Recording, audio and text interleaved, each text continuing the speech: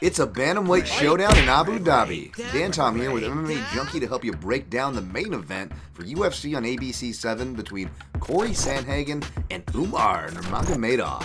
Nurmagomedov, of course, undefeated at 17-0, hitting the ground running in the octagon at 5-0. Well, he's going to have his stiffest tested date when he meets Sandhagen, of course, the Sandman, that is Sandhagen, since dropping a vacant title fight to Peter Yan. Well, he's reeled off 3 straight, made some improvements. We haven't seen him in a year, but he could be making his own title run if he's successful this Saturday. At the time of this video, the odds makers in the public are siding with the Russian fighter, listing Nurmagomedov as your favorite in the neighborhood of minus 333, with the comeback on your underdog Sandhagen in the neighborhood of plus 250. Now, seeing the spread and seeing the fighter that is favored does not surprise me.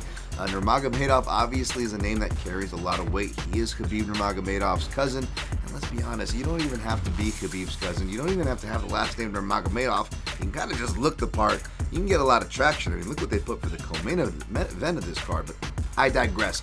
Umar Nurmagomedov deserves the hype, he deserves the slot, and I'm happy to see that the bantamweights are getting a deserved showcase. It's a really important one to see how Nurmagomedov potentially goes 5 rounds, and if we get into the later rounds, I think it's very interesting, especially for the Sandhagen side, who has shown he can weather storms and still be there with his volume if you can't put him away. However, for a similar reason that I picked Aljamain Sterling against Sandhagen, Sandhagen does offer a lot of back exposure, and I don't really like that, especially against someone who really likes to encourage that exposure in Nurmagomedov.